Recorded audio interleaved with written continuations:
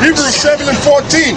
For it is evident that our Lord sprang out of Judah. Right now, this is in the book of Hebrews. The scripture says that Paul talked about in 7:14 that it was evident that our Lord sprang out of the tribe of what? Of Judah. Of Judah. Go ahead. Yeah, them young chicks that came, them young Israelites, they had some sense with it, man. Right. Because they said they don't see that, they can't see Christ being a white man. Right.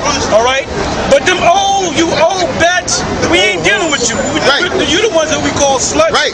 We can work with women like them. They teach them But you old bats, most of you that made them negative comments about the slut video, you old bats that nobody wants your ass any goddamn way. Right. All right? Right.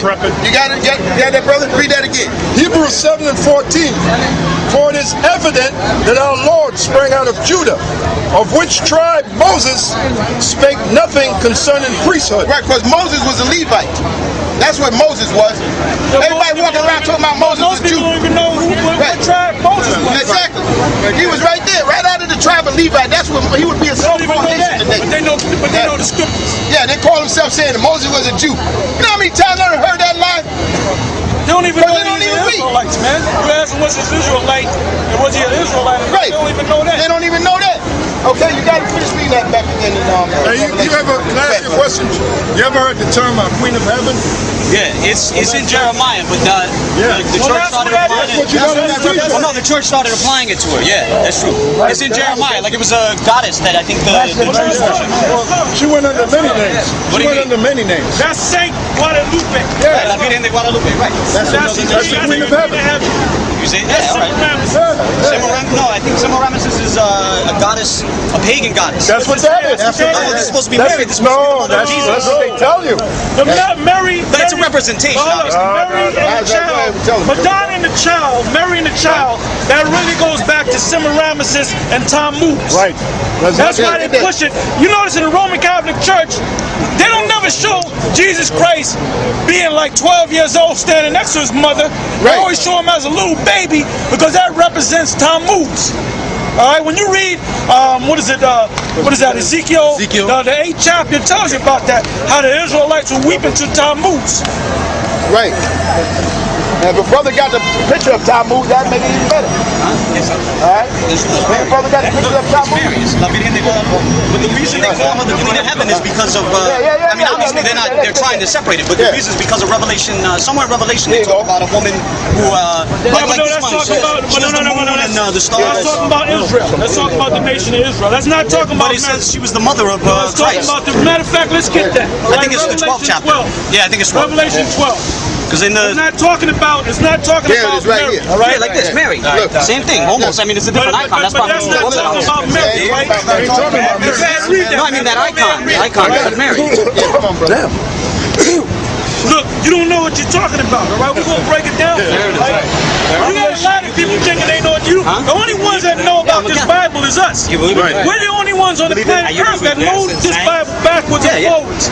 Anybody else that's teaching it, if you're not teaching it according to us, then you don't know what the hell's going on.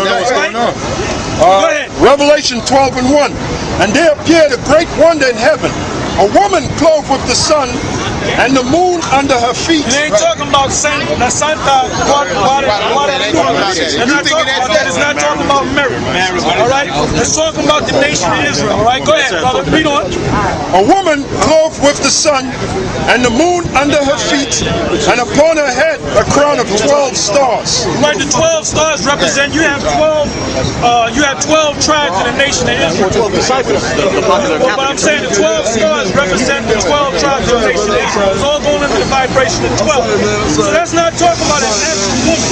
That's talking about the nation of Israel, which is known as a comely woman. All right? Israel is known as a comely woman. When you go, a comely and delicate woman. When you go to Revelation, the 21st chapter, it tells you how the groom is going to marry the woman. The woman is talking about Israel. The groom is talking about whom the world calls Jesus Christ. All right? I got you. All right, go ahead. Jeremiah 6 and 2. I have likened the daughter of Zion to Get your coats around here, man. Get your coats around here, right? Jeremiah 6 and 2. I have likened the daughter of Zion to a comely and delicate woman. Get somebody over here, man. Get somebody all around me. Get these people back. You don't mind? Hey, listen, y'all gotta stand back because the walkway gotta be clear. Stay over there. Stay over there. Get on post, man. Get on post. They gotta move back a little bit, okay?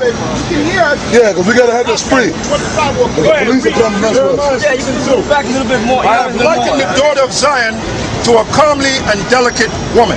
I have likened the daughter of Zion to a comely and delicate woman. So the daughter of Zion is talking about the nation of Israel, right? Right.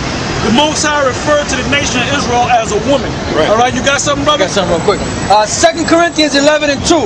For I am jealous over you with godly jealousy, for I have espoused you to one husband, that I may present you as a chaste virgin to Christ. This is Paul speaking to the nation of Israel, that how the nation of Israel got to be married to the Lord. All right? Okay, go ahead.